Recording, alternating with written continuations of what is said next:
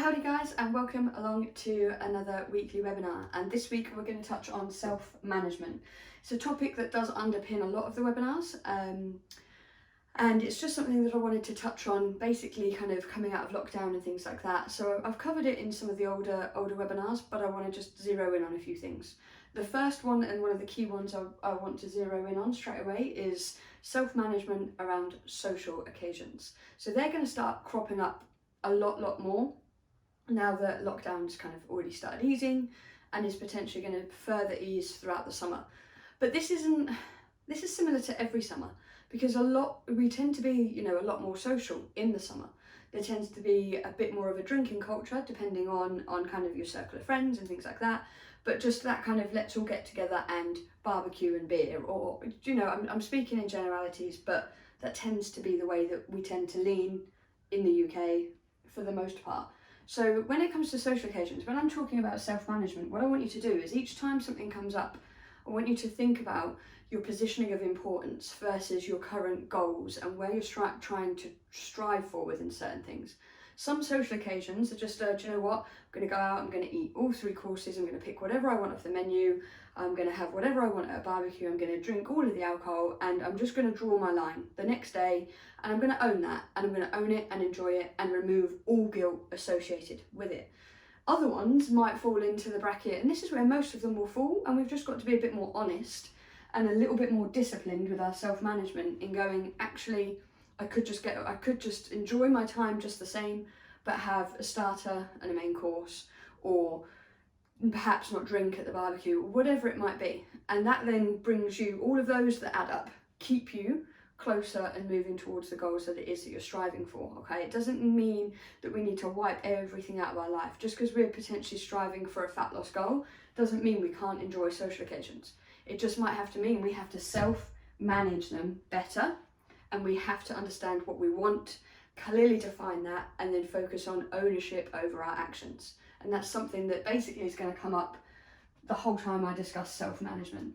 And if we cross over to these two, similarly here, obviously everyone in online coaching is accountable to me in one way, shape or form through the process that I've created.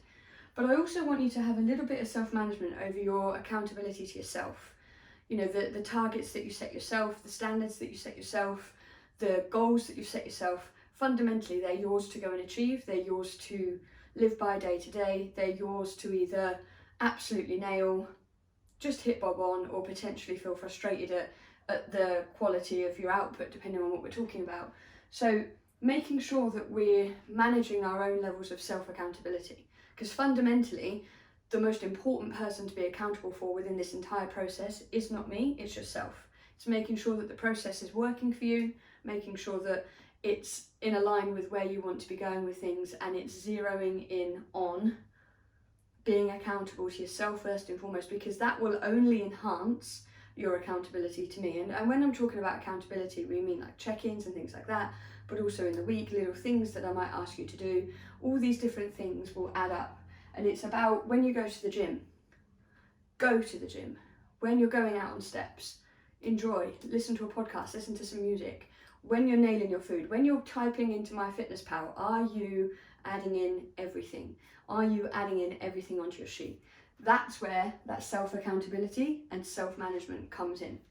And your mindset is yours to protect, it's yours to own, it's yours to protect, it's yours to develop, okay? And it's yours to neglect as well. And what we want to make sure of is that we're protecting it, growing it, nurturing it, rather than obviously letting it slip. So looking through book recommendations, using these webinars, for example, setting goals, having those clear work on points to strive towards, training, that self-management of utilizing your training, which I'll come to here, to improve your mindset, to improve your mental health.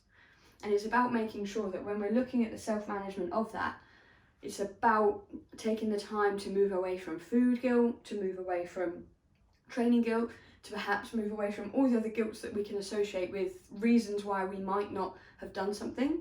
And it's about understanding when stuff is really kind of going on, and perhaps maybe when you're giving yourself an excuse, and sometimes an easy way out. And that's hard for me to say, I'm not harsh as a coach, but sometimes those things pop up, and it's about going, looking at all of the things that we've got here and going, okay, how can I better cope with this situation?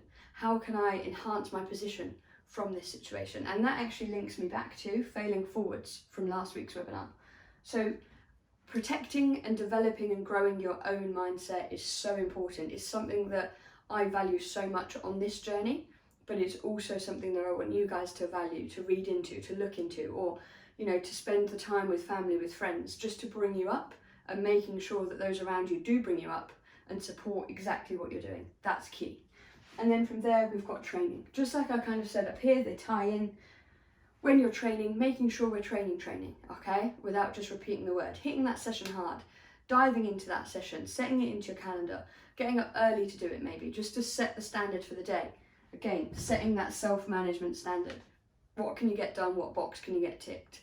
Making sure that you're tracking everything through the app, making sure that you're looking to progress your weights, making sure that if you don't enjoy the sessions, we're changing them up.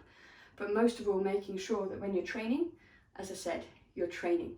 You're maybe sharing that experience with family. That's great, bringing the family in together.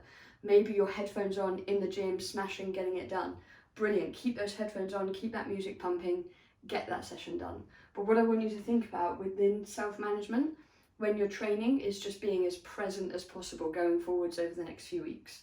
As present as possible in that moment in time, just to take the most from that moment in terms of supporting your mindset, your fat loss journey, your strength building journey, whatever it is that we may be on. Give yourself the ability to just go into that session and blinker on and train hard, train for enjoyment, and train for the other benefits, the multitude of benefits that training gives you. Okay, but fundamentally, self-management, I am always going to be here to help manage, to set goals, to set targets, to change, tweak, etc., etc. But fundamentally, making sure that you're managing as best as possible some of these things and chasing the dream and chasing the goals yourself, that's how we're going to move kind of towards them with so much more enjoyment for life at the end of it. So I hope that helps, guys, gives you a few things to think about as we go into summer, more so than anything. Any questions on webinars, do let me know and I'll put a topic together for you.